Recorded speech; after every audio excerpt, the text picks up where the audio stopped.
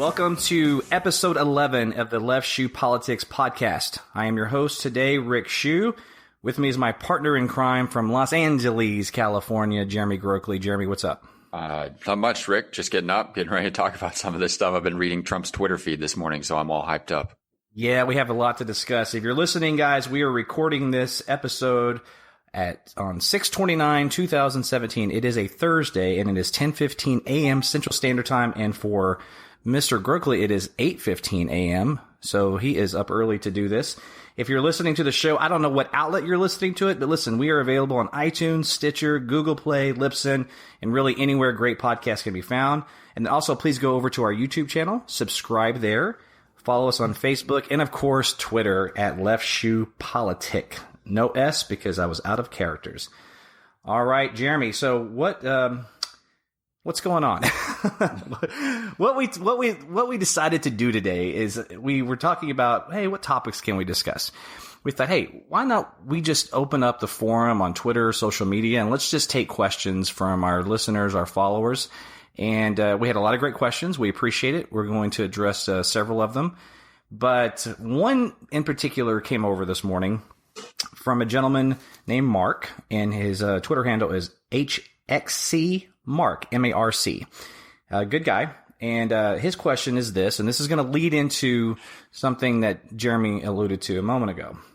I got a question. Please tell me I'm just dreaming and I'm imagining all of this. I mean, our president of the United States didn't tweet about bleeding facelifts, right? What is this guy talking about, Jeremy? Yeah, it did. I wish I didn't know, to be honest with you. But the president this morning decided that because the cast of Morning Joe was saying some things that were critical of him, at least so he heard secondhand because he allegedly does not watch the show, that he was going to personally attack the hosts of that show as being sycophants who were trying to get attention from him at Mar-a-Lago on New Year's Eve, and then actually just went straight at Mika as, low IQ and crazy and psycho, and talked about her bleeding facelift that she had at the time, which is just, the petulance and the childishness that's involved in that is, it's insane. Literally, it's something that's almost impossible to process. And if you don't mind, right there, it's impossible to process. Let me read it verbatim for our listeners, and then pick up where you left off, please. Sure. I heard poorly rated at Morning Joe speaks badly of me. Don't watch anymore. Then how come low IQ crazy Mika along with Psycho Joe came to Mar-a-Lago 3 nights in a row around New Year's Eve and insisted on joining me? She was bleeding so badly from her facelift, I said no. Yeah, and the idea that every American wouldn't be ashamed of our president acting that way is sort of sad to me. And there's a certain percentage of the country who's not only not ashamed, but actually cheers that kind of behavior. And that's alarming. But the most disturbing segment still is those on the right who simply shrug like, well, what are you going to do? You can't do anything about it. It's ridiculous for you guys to be obsessed about it. And, the efforts to create equivalencies in order to dismiss concerns, like this idea that because most politicians do things that are sometimes unsavory, we shouldn't be concerned by someone taking that unsavory behavior to the nth degree is dismissive to the point of delusion and danger. Like the idea that because sometimes politicians lie, we shouldn't be worried about a president who lies about literally everything all the time, even the smallest, most ridiculous stuff. It's really, it's alarming to me. It is alarming. And listen, I said this morning, that our standards for presidential behavior has just plummeted. And what this man is normalizing, there are people right now on my Twitter feed, on my Facebook page, that are even justifying this or absolutely or suggesting that, oh, he's just playing you guys. This is Trump. He's winning. And my response to that is, what is he winning exactly? What are we winning by accepting behavior like this from a president of the United States? This is not acceptable behavior for an adult, period. This is not acceptable behavior for a college student. It's not acceptable behavior for a 7-year-old. It's not. And I have a 6-year-old, and if she was talking like this, she would be grounded. And those people, they have a minor point in that there is a danger in being too obsessed by what is happening in Trump's Twitter feed and this sort of behavior, because he genuinely does use it as a distraction, and we are somewhat distracted. The media is completely distracted by it. And I wish that we could get away from talking about some of these things and some of these distractions, even acknowledging that they're distractions and then continuing to talk about it. Meanwhile, there's a healthcare bill being negotiated in the Senate in complete secret that nobody knows anything about, and Mitch McConnell thought he was going to be able to use that as cover. Luckily he wasn't, but I'm sure we'll get to that. But you mentioned something earlier about a president who is normalizing this behavior, but that's not really what's happening. What's happening is that those people in the population who are willing to accept it are the ones normalizing the behavior. Right.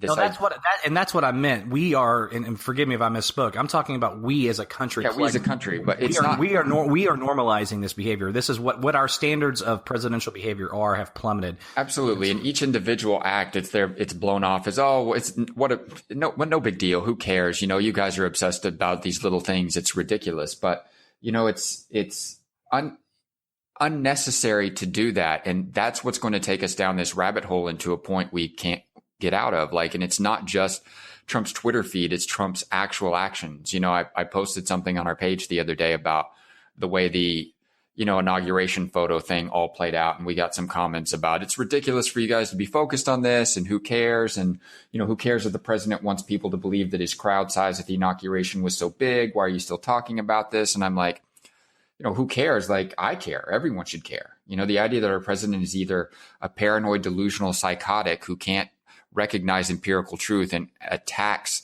anybody who can as, out to get him, or he actually can see the truth and still promotes the obvious lie, continuing to attack and vilify anyone who does point out the empirical demonstrable truth because it hurts his fragile ego. That seems like an important distinction to me. And I'm still talking about it because it didn't stop at the inauguration. That sort of behavior is the way he handles every issue, whether it's him accidentally leaking information to the Russians in the Oval Office about Israeli intelligence, or his trips to NATO, or the coverage that he sees about himself on the news.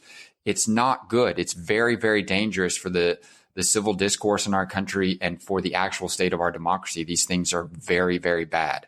They're very bad. And also, I don't want to dismiss this notion, or I don't accept this notion that we can dismiss his tweets because they're a distraction. I get your point, and there is some validity to that in terms of, listen, don't take your eye off the ball. This is a distraction from Russia or healthcare or whatever, and he's done that countless times. However, in the same breath, I would say that he is the sitting president of the United States of America, and what he says matters. And if he says, I use my Twitter feed to curtail the media, what he's saying is, opposed to just going to the media, I'm using this platform as I can reach people better. Therefore, by virtue of logic, that means that he would be saying these things if he was on, a news show. And to me, it's all the same thing. It doesn't matter. It's coming from the mouth, the mind, the heart, if he has one, from the president of the United States. These tweets do matter. And when you have a sitting president, during the campaign, when he referenced Megyn Kelly's, he said that she's bleeding from her wherever, obviously referencing her being right in her menstrual cycle, just deplorable. Okay, now the man is the actual president of the United States. He's the commander-in-chief. He's the leader of the free world. And he is tweeting about a female journalist that he doesn't like and talks about how she was bleeding so badly from her facelift. He was so grossed out by her, he didn't want her at her golf course. That's where we're at. And people are talking about this like it's no big deal. And it is a very big deal. And it's almost a bigger deal that people don't think it's a big deal than the act itself. I'm more concerned about the way people respond to it than I am even really what he's saying specifically. And we can trace this back we can go all the way back through the campaign. But just as president, from the day after he was sworn in, 3 million illegals voted. 3 million illegals voted. Still wondering where that investigation is and where that proof is. Obama wiretapped him, right? And then, of course, everybody starts thinking backwards. How can we find something to even quasi-justify that statement, as opposed to saying, well, we should be holding him accountable for that statement in real time. This isn't something where we just retroactively justify something because we found some shred of evidence that you could sort of say has something to do with that. And that's the insanity that's making me pull my hair out of my head, is that I don't know if it's a strategy on his part. This is something he intended to do, or if it just sort of happened organically and he's just reaping the rewards from it. I don't know, but we're at a point where he can do and say virtually anything, and half the country just shrugs. His base is okay with it. And they encourage it and they applaud it. Well, that's why he uses Twitter, is because he knows within that bubble there's no check on the lie, and that the vast majority of his Twitter followers who follow him because they actually support him are just going to accept that. It doesn't matter. But it's more dangerous when he does it in regards to policy or actual events that directly affect the American involvement in global, events. So when he's doing that, I think there's a little bit of some of it is strategy and some of it is just literally his psychosis is he can't control it and it's coming out through his thumbs directly into his phone and out broadcast to the entire world through his Twitter feed. But you're right. It can't be completely dismissed, but it shouldn't be all that we are talking about. And too often when you turn on the TV or when I turn on the TV in the afternoon to catch up on my news, when I finally gotten home for the day, literally all I'm seeing are screenshots of Donald Trump's tweets. And that's unfortunate. It's the media being too caught up in the wrong stuff too much of the time. Not that they shouldn't talk about the tweets. Obviously they should. But if every day all we're doing is now we're just addressing the new ridiculous thing that Donald Trump tweeted, then we're losing sight of the ridiculous thing he tweeted yesterday and the ridiculous thing he did the day before that. And I think part of that is actually either strategy or just something that he falls ass backwards into out of luck by the way he actually behaves. And then we're just caught up into it. But the danger is not picking those 4 or 5 actual things. And the Democrats are doing this too. I'm sure we'll get to a conversation about that as well. But the Democrats are too focused on what we can say Donald Trump is doing that's ridiculous or what he might be caught up in Russia, which is going to be mostly a non-story for a while until there's actual conclusions that come out of Mueller's committee or his investigation, and not focusing enough on actual policy. Right.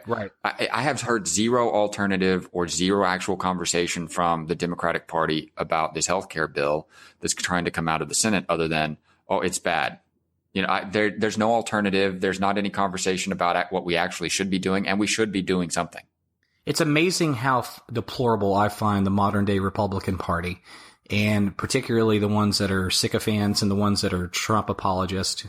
But at the same time, my disdain for the Democratic Party has grown almost proportionally worse, and they are pathetic right now. Pretty awful. They're awful. Absolutely. I'm not a Democrat, so no, you're not a Democrat, and I am. Let me just say this: I am a registered Democrat, and the reason I am is because I like to participate in the primary process in Texas, even though it really doesn't mean anything.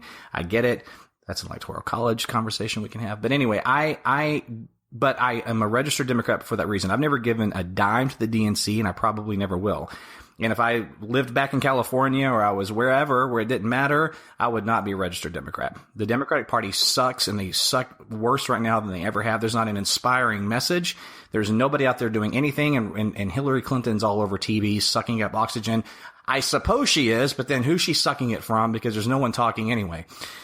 So I digress. Hey, wouldn't it be great, by the way? You talked about them coming out with some solutions. I've been saying for months, listen, you guys want to save Obamacare?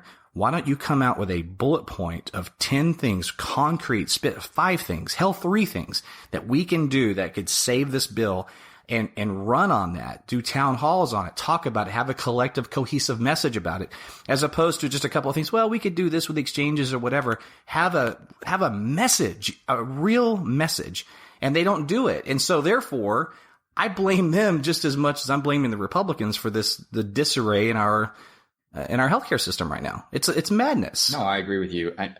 I've had the same thought. And the problem is, if you and I can think of that, probably they can think of that, and they're still not doing it. And the reason that they're not doing it is that because partisan politics in this country has become so vitriolic and so entrenched in the extremes that it's easier to get attention from your base by attacking the other party, by saying what's bad about the other party, as opposed to saying what you really want to do and think is good for the country. That's pretty That's pretty depressing. And it's a problem that's it's not about the politicians themselves. It's really about the people, because it's what we've chosen to accept and it's what we've chosen to respond to. So a lot of people want to blame the politicians, and they do have some culpability in it because they are taking advantage of it. But the problem is really that we are willing to accept it. And on that note, I think that's the perfect way to end it. We're willing to accept it. Okay, so why don't we take a question from Facebook? You ready? Sure. I'm going to choose our number one troll, Mr. Kent Larson, because, Kent, we love you, buddy. You troll us like crazy, but occasionally you have a decent point, and you're a pretty good guy. So anyway, I'm going to take a question from Kent Larson. Hey, you like that little condescending, backhanded compliment? Uh-huh. That was fun. So I know he's listening. Okay, Kent. He says, do you believe it? I'm sorry, pardon me. Okay, do you believe it possible that Russian shenanigans could have intended to engender a loss of faith in American culture, values, or the integrity of our elected officials of both parties? So, in essence, what he's asking is really what do we think was the point to the Russians getting involved in our election, short of just we want to elect Donald Trump, because it's not the first time they've tried to do it or first time they've done it. So, what do you think? What do you think they're overriding? I think that Russia, Putin's intent was multi-layered. I think very definitely his overarching intent when meddling in American elections and French elections and all Western democracy elections is in general just to sow chaos within the democratic process within all of those countries, regardless of who gets elected and who doesn't. He would have accomplished that goal if even, Hillary Clinton had been elected, right? So if Hillary Clinton had been elected, he's still sown some distrust in the democratic process. He still managed to convince some people within the country that everything is rotten, everything is horrible, and nothing can ever be fixed. And that's in part what his intent was. However, he did make a conscious decision of which direction to go with that, right? He could have, if that was his only intent, he could have managed to do that on all sides, right? Equally, right? He could have pushed people in every category and every demographic entrenched in any ideology or either party into those spheres of acrimony and animosity that sowed distrust into the American democracy. But that's not what he did. He specifically chose to make the overwhelming majority of that was geared towards promoting Donald Trump and undermining Hillary Clinton. He had a specific objective as a secondary goal to undercut the viability of Hillary Clinton as president of the United States. And he did that. He managed to do it very well. And he managed to elevate Donald Trump to the point where he can actually now, Donald Trump can say, you can't believe what you see out there about me. Only trust me. It only has to come from me. And that is one of the side effects of what Putin did, because it is hard to know what's real, right?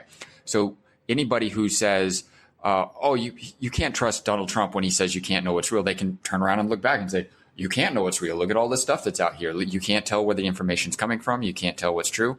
I'm going to believe what feels right to me. And that's what empowers Donald Trump. And so Putin made a very conscious choice to elevate Trump and undermine Hillary Clinton as a secondary goal to just sowing overall chaos within the American democracy.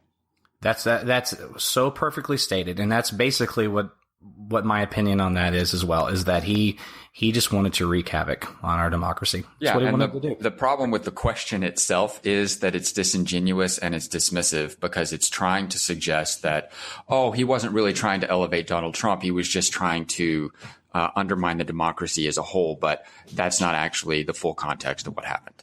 No, he loathes the Clintons and did not want Hillary Clinton as president. And look at this. I mean, I don't want to litigate all the Russia stuff because I'm kind of over it right now anyway.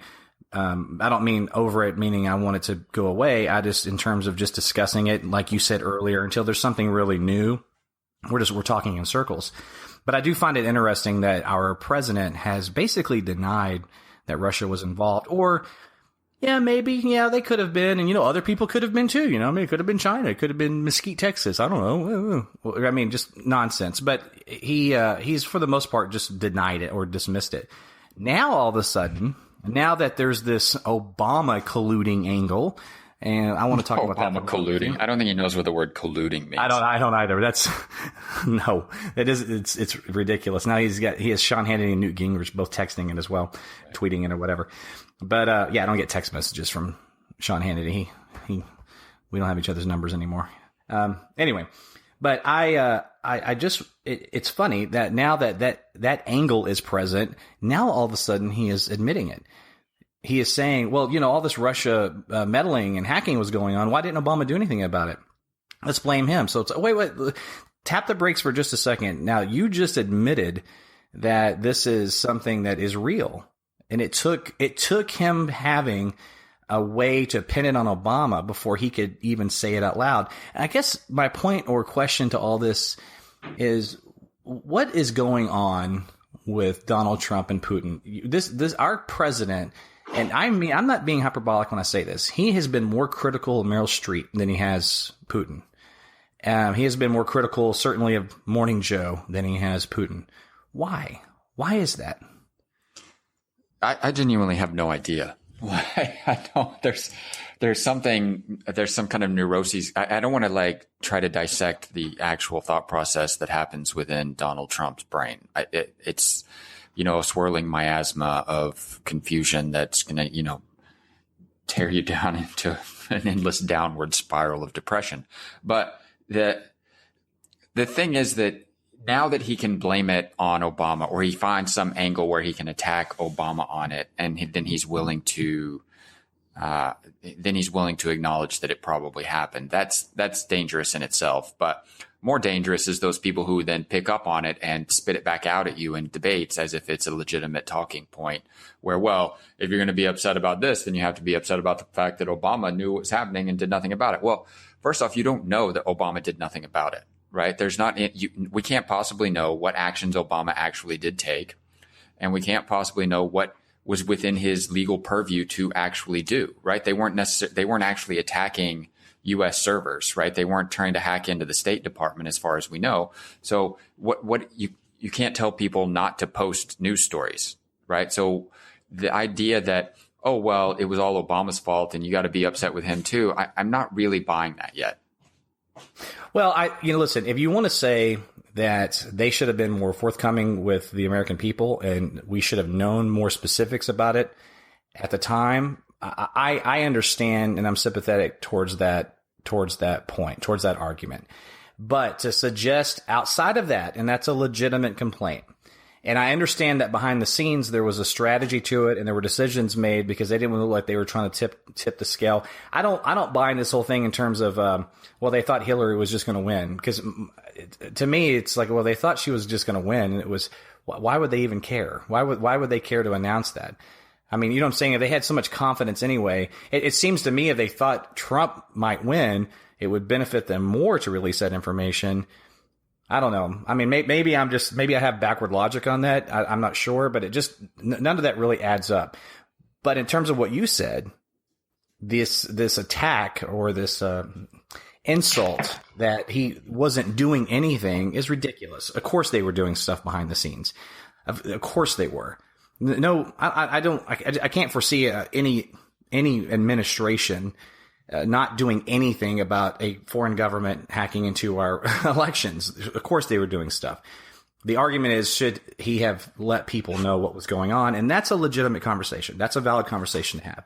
And my guess is, and this is obviously mere speculation, but it is what it is. I put money on the fact that I bet Obama regrets that. What do you think? Do you think that right now, if he could go, and I know this is hypothetical, but let's just explore it for fun. Do you think that he could go back, if he could go back in time, he would do it and announce this and be forthcoming? And I don't want to say it just because necessarily of election results per se. I mean, truly that we had a right to know. Yeah, I don't know. It's a hard question. And the thing is, I don't know what Obama knows, right? So sure. I'm sure the Obama administration felt trapped between a rock and a hard place. I think that, like the vast majority of people, probably they did believe Hillary was going to win anyway.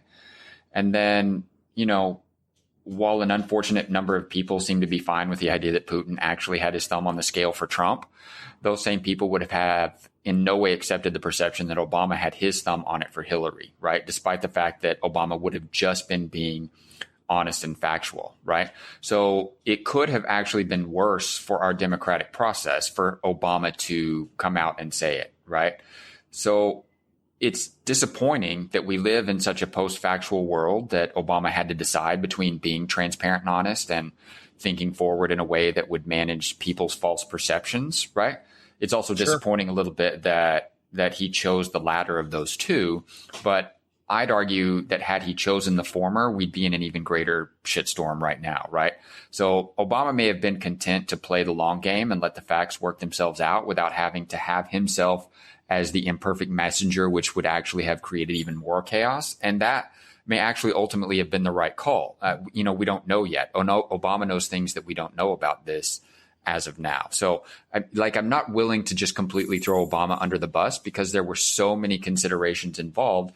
And it seemed like either one of those decisions could potentially take us down a really bad path. And I think what he did was he chose to, instead of being part of Putin's plan to sow chaos, which if he'd have come out and said, oh, this is happening, it would have played directly into that plan based on the belief that he thought Hillary was still going to win and it wasn't going to matter all of that much anyway. Now, ultimately, in hindsight, maybe he thinks that was a bad decision and wishes he could do something different.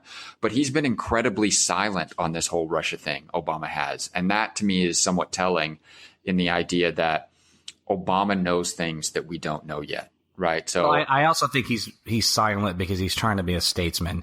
And he's up against, to give Bush credit where credit is due, he was quite a statesman as a post-president, and he was very respectful towards Obama.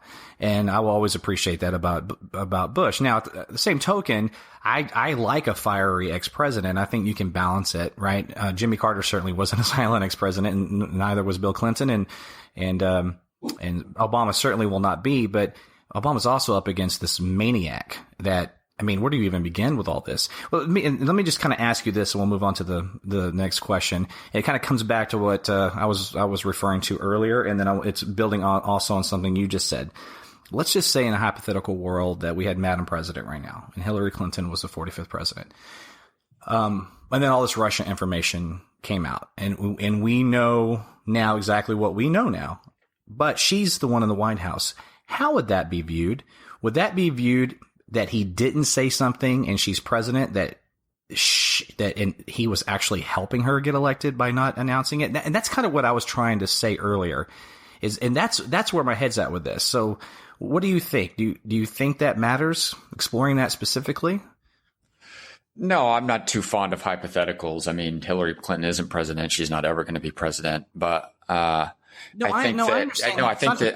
think that you're accurate in the basic theme of your question, which is that no matter what the other side does, no matter what the Democrats did or what Obama did or what Hillary did or what the outcome was, the other side was going to find some way to criticize, right? It's going to say, this is what happened. And this, you're going to take what the other side knows is that Democrats are bad, right? That Obama is bad and Hillary is bad. So whatever the end result is that happens, no matter what the circumstances were that got there, that's bad. And so therefore you can reverse engineer how everything that led to it was part of some horrible conspiracy that created it. Okay, fair enough.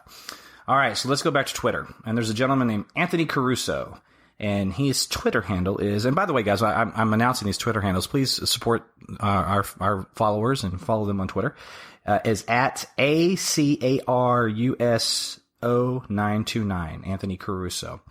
He actually has, this guy's amazing. He sent a list of questions privately, so I can't fit all these 140 characters. And I was like, man, I want to address every one of these, but we'll have to do an Anthony Caruso show one day. But I set aside two, and I thought with one we could maybe just address it real briefly, and then the second one explore a little bit more. But he talks about healthcare, and I know, how do you just scratch the surface on healthcare? Apparently our president thought you could. But his question is, do you think there'll ever be a way to get anything passed to close to what it's been Whether or not they do that, what do you think the future of healthcare is? Do you think the next Democratic president, Democrat-controlled Congress may try to push for single payer? Okay, I just want to go on a small rant here and then give the floor to Jeremy. If we do not, we as a country, the two major parties come together and do a bipartisan bill or do bipartisan improvements of the current law or whatever, the markets will be in disarray from here until the end of time. What's going on right now in healthcare, and I'm not a healthcare expert, but this is just simple facts, is that there's such uncertainty that it is making insurance companies very nervous. They don't know what to predict. They don't know what to forecast. And so they're making bad decisions to protect themselves because they don't know what the hell's around the corner. And I tell you this, yes, Obamacare, the way it was handled, is 1,000 times better than the way this is handled. But of course, they had no Republican votes. So what does that mean? So what did the Republican Party want to do? And what do they have been wanting to do now for 8 years? They've been, or however, whatever year that passed, I guess 2010, 7 years, is they've been wanting to repeal this. All right. So let's just say that Trump care, let's just call it Trump care. Let's say that this actually gets through. I have my doubts that it will, but let's just say that it does. Let's say they get their 50 votes. Then what? It's not going to have one Democrat vote, not one. Then in 2020, hopefully, when Democrats, even though they're awful, but at least they're progressive, at least they have a progressive platform, they should anyway. But let's say that they take control of Washington again. What are they going to do? What are they going to do with a Republican health care bill that was passed with 0 Democratic votes? They're going to repeal it. And they're going to replace it with something else. And we're going to have this vicious cycle. And it's just going to wreak havoc on the markets perpetually until the end of fucking time, unless they can come together and do something bipartisan. Otherwise, we're screwed. We're screwed. I don't care what anybody tells you. That's exactly how it's going to be. The Democrats will do it. The Republicans will do it. It'll be, let's get in power, take their bill away, put ours in place. And it'll be like that forever. That's my rant. Yeah, I think that's mostly accurate. I don't know if this healthcare bill, as it's coming out of the Senate, is going to pass or not. But you could have said the same thing about the one that came out of the House of Representatives as well. They're going to go back. They're going to do some backroom deal making. They're going to change the bill a little bit to help the conservatives get a little bit more on board. They're going to change the bill a little bit to help the moderates get a little bit more on board. And, it's going to come out. It's going to be close. It'll get ultimately at least 47 or 48 votes. So there's really only 3 or 4 people that they need to convince. I'm a little bit alarmed by the state of healthcare in this country. I go on rants on it on my personal Facebook page all the time. I think that there are a lot of better solutions, but we're not really searching for solutions. We're just, managing the chaos. And that's not good, because in doing so, we're actually creating more chaos, because whatever the other party says we should do, we have to say we should do the exact opposite. And then we're just, swinging back and forth on this never ending pendulum that you were sort of referencing. That's not ever going to get us anywhere good. I think ultimately we end up with some sort of single payer system, or a mix between a single payer with a subsidized system for certain levels of care, and an insurance system that looks vastly different than it does now. My personal opinion is that we don't need health insurance companies, certainly not in the form that they exist now, and we should find ways to move around away from that, because it's actually what's corrupting the market the most is the involvement of the health insurance companies. They're an unnecessary middleman, taking a huge cut off of the top for the honor of denying service to people, and that to me seems ridiculous. And the final question that we'll address with him actually can tie into this. So believe it or not, guys, I had a strategy here. Broadly speaking, what's it going to take for what is a clearly broken system to get both parties working with one another again? And we just addressed it in terms of healthcare specifically. What I would like to say on that question is I would love to see the two-party system crumble anyway. That's part of the problem, is that you have team A, team B, and there's not really any other teams that are viable. What I mean by viable is that they don't have the infrastructure, they don't have the financial apparatus to be able to run a presidential campaign or a state level campaign either. They barely have it probably to run for city councilman in in whatever district they live in. So I don't know if with with ratings and what's going on with cable news and how we're just more divided than ever, and it's not going away because it makes a lot of money. It makes people a lot of money. Sean Hannity makes $30 million a year just on his talk show on Fox. You think he's going to, chill out? No.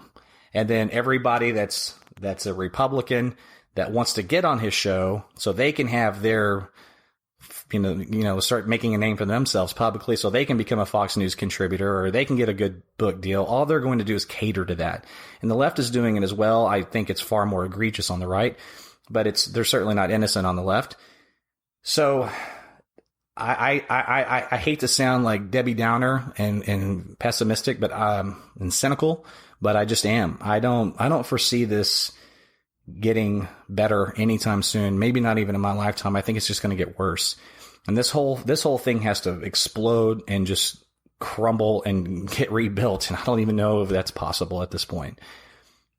I don't know. Yeah, well, you and I have sort of the same feeling about that as far as the two-party system. I don't know if we're talking about the same solutions, but if it were up to me, we wouldn't have parties at all.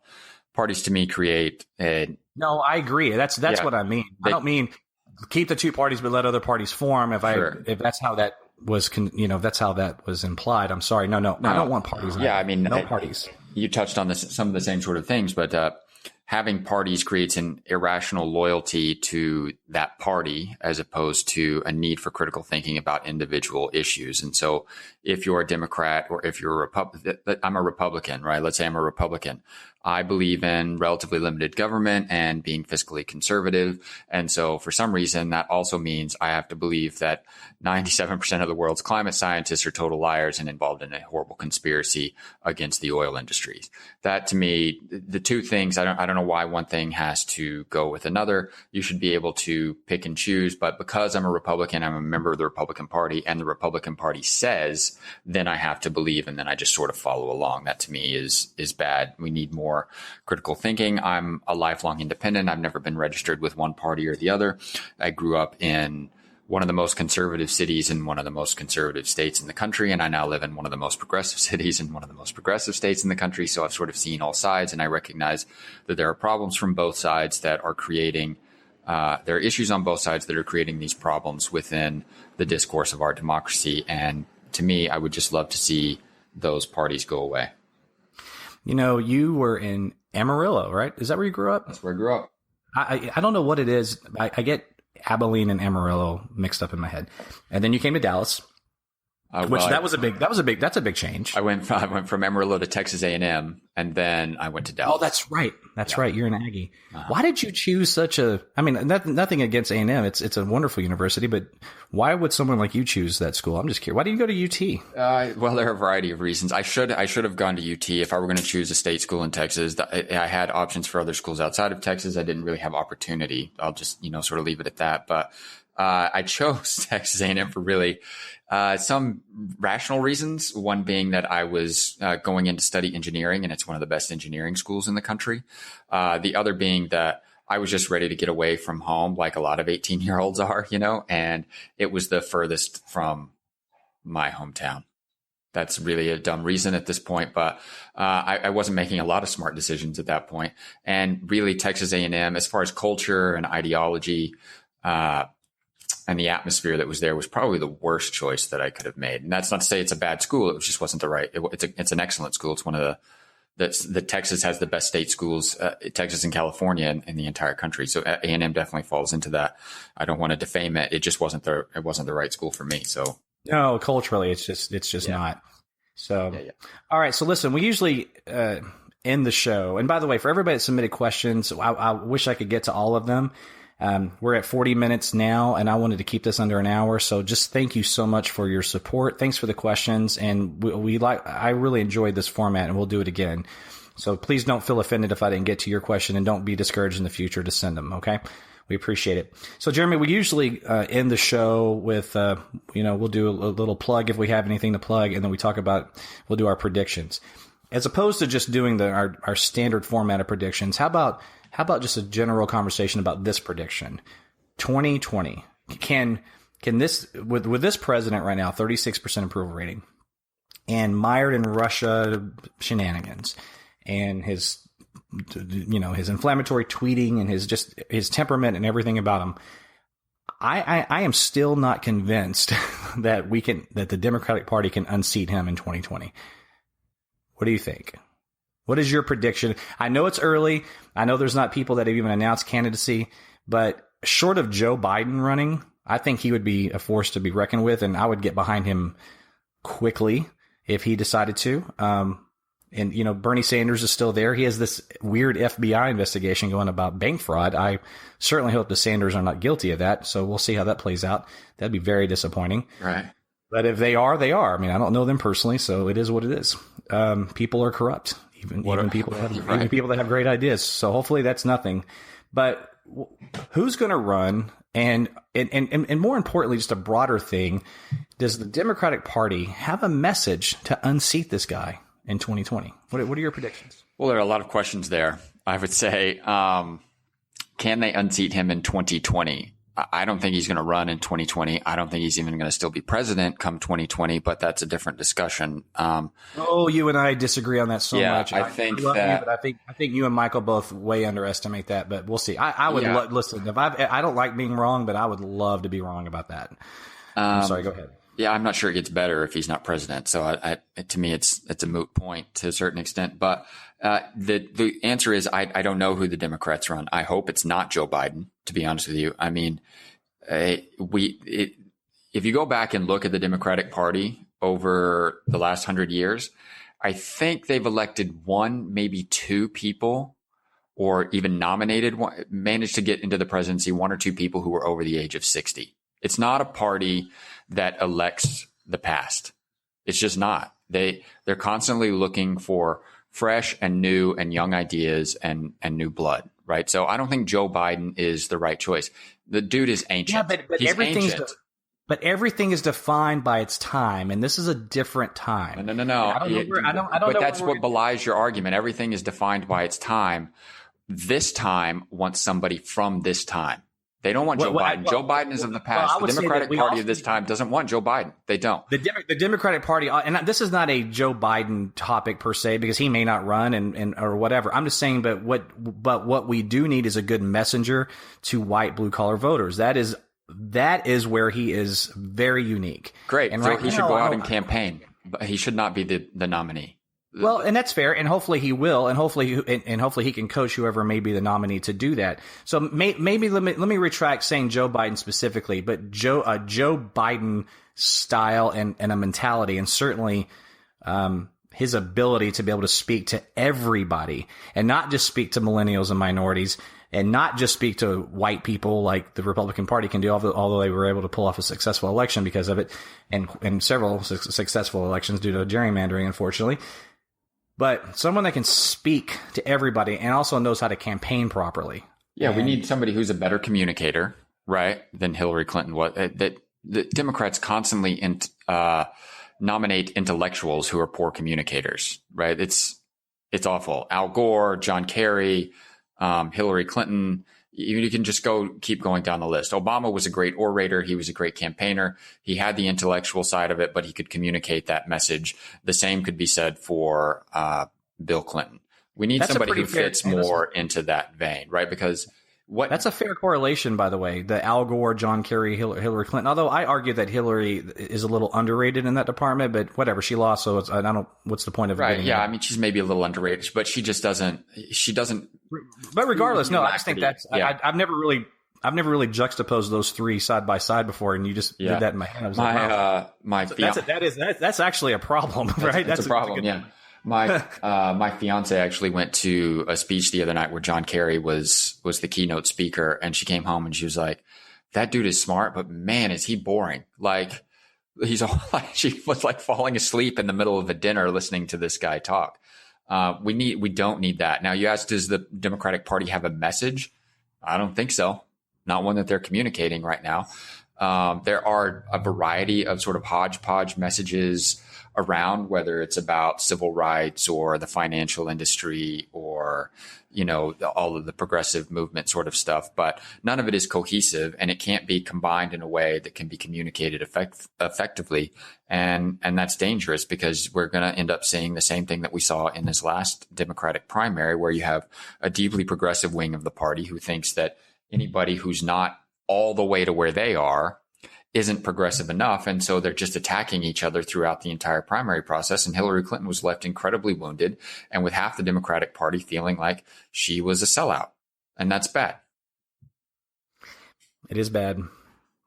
Jeremy, this conversation's depressed me. When does the NFL start? When does football start? September. I think we're about 18 weeks away or something, maybe. Oh, I need it. NFL, come save me. Ooh vey. All right, guys, listen, like I said, this was great fun, and we're going to do this again. Let's all just try to keep our head above water and know that this guy in the White House, it's temporary. And I hope that in the time he's there, maybe he can change his ways a little bit. I will say this.